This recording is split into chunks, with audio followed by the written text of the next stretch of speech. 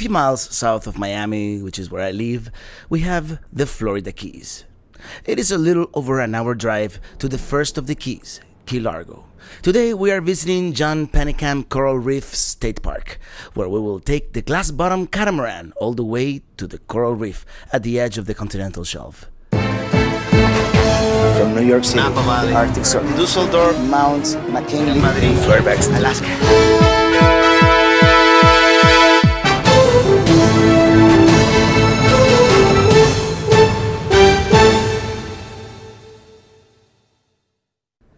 Besides the glass-bottom tour, John Pennekamp offers other recreational activities such as canoe and kayak rentals, snorkeling, scuba diving, and camping, and some other stuff.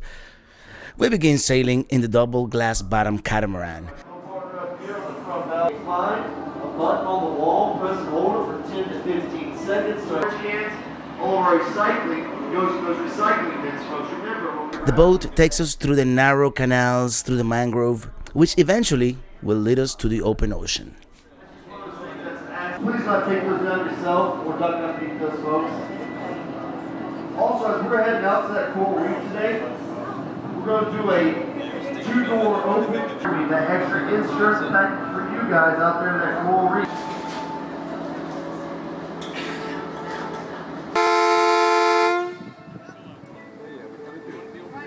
We see lots of people exploring the canals on canoes and kayaks.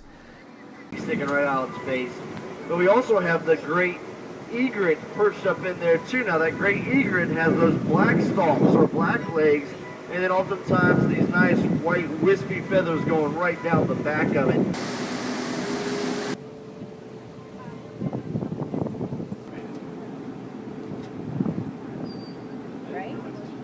After a few minutes, we reach the open ocean. That open Atlantic Ocean, folks. This area of the Atlantic Ocean is known as the Florida Straits or the Straits of Florida. It's basically the body of water that separates mainland Florida down to Key West from the Bahamas down to Cuba with the Gulf Stream coming straight up the middle of it. It's a very, very key ecosystem, very, very key role in the entire Atlantic Ocean right here. And remember, that Gulf Stream goes up our entire east coast, and it's cruising through real close right here off of our coral reefs. So as we made this turn, we're actually leaving a natural tidal flushing channel, South Creek, behind us. We're leaving those mangroves behind us, and we're heading out. If you look off the bow of the boat, you can see the red and green channel markers right in front of us. We're heading to what's known as the bowling alley.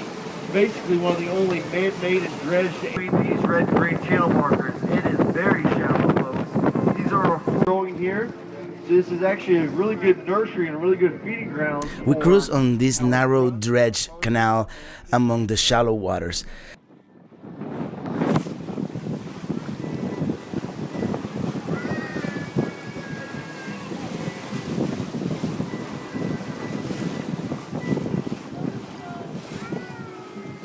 The people on the boats passing by say hello. I guess it's customary maritime etiquette to do that, and see how shallow it really is.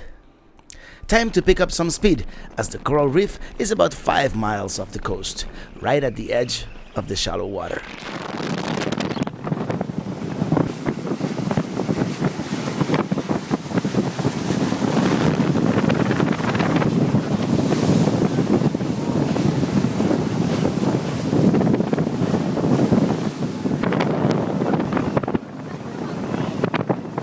And we have finally arrived.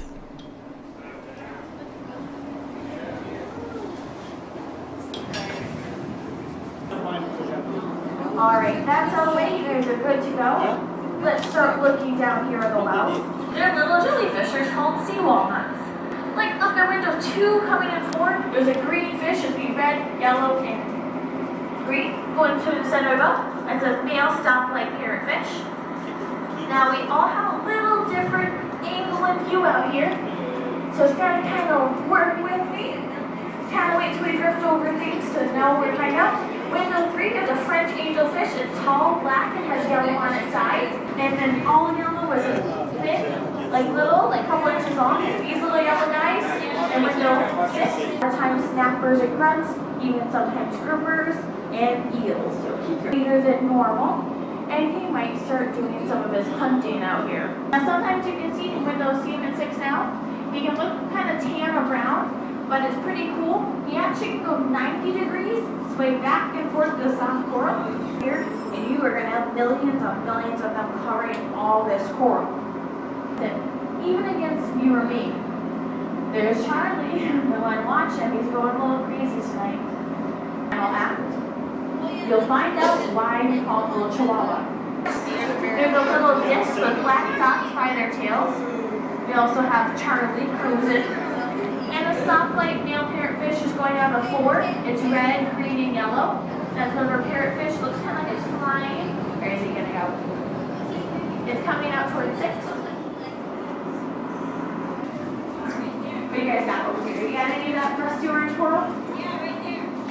Yes, we have it over here. Now you've probably seen a lot of it, just haven't really noticed it. Now you will. Just being out here snorkeling or diving. Oh, French angelfish, window 6. Around eating algae. Now I mentioned that they're going to grab limestone every do. Now they don't. They only make about 60% of the sand you see fish. So they're very busy out here, they eat sand. And you guys get more of these little really bright iridescent blue. It's probably going to be Look at all these parrotfish over here. parrotfish. Yeah, bunch Midnight of- parrotfish. old school. Midnight parrotfish feed migration.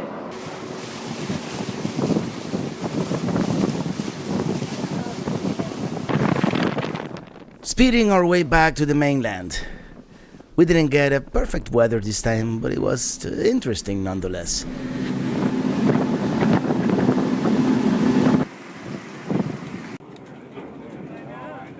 As we approach the coast, the captain allows us into the wheelhouse.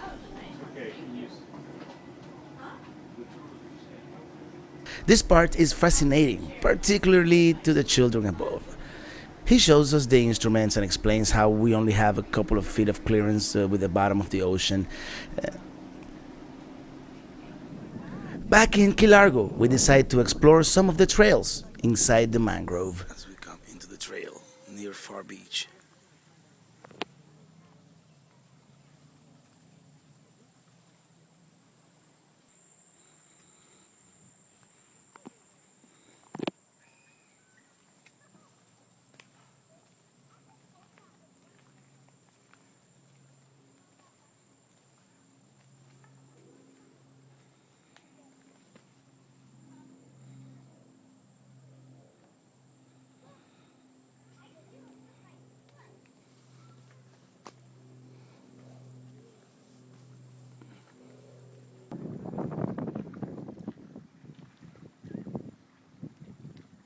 Far Beach.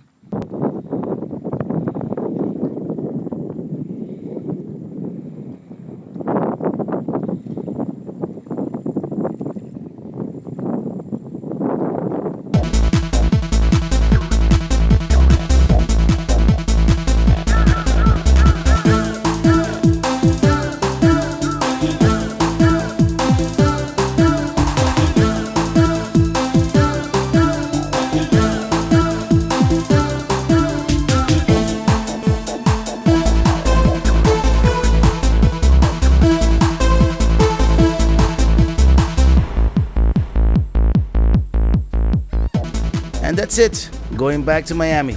I hope you have enjoyed our Florida Keys escapade. Until next time, thank you for watching, and as always, enjoy your travels.